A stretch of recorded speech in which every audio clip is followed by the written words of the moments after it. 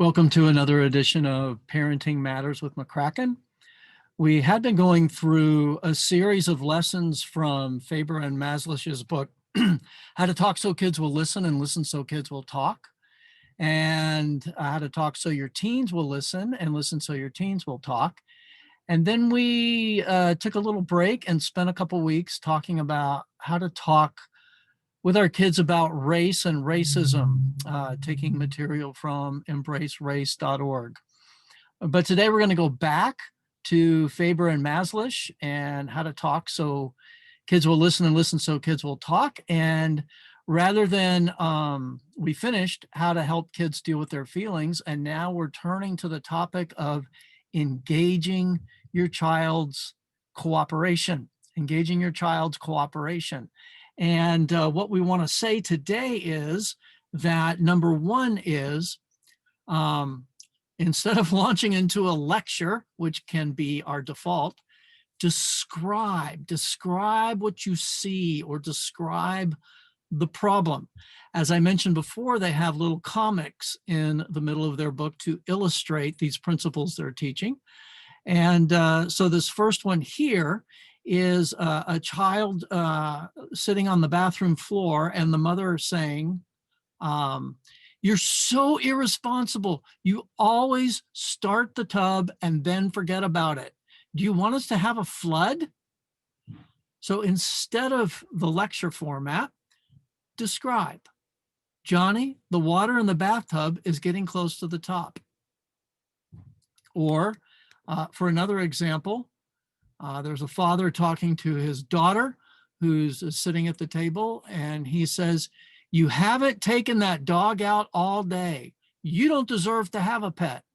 So there's a little lecture here. It's more like scolding and shaming. And instead of that, describe. I see Rover pacing up and down near the door. Or another example. Instead of, here's a father talking to his son, how many times do I have to tell you to turn off the bathroom light after you use it?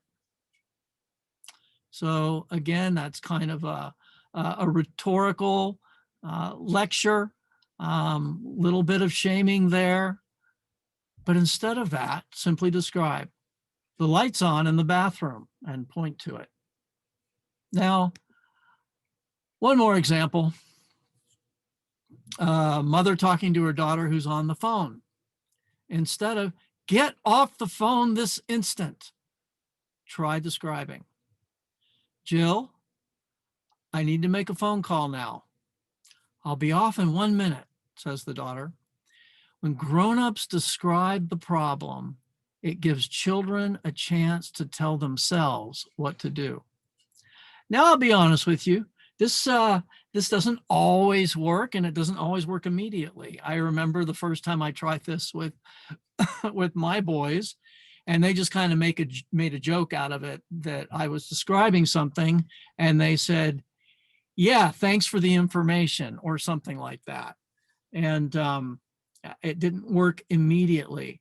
But with practice and time, as I minimized my lectures and my shaming and my annoyance and anger, and just simply described, my kids began to learn that this meant take action to what dad's saying, or else he's going to launch into lecture mode or annoyance mode.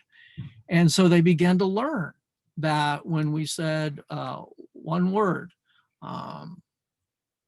in a description or phrase in a way of describing, it meant that we were expecting them to take action. And they usually did. So we're going to look at the next principle next time.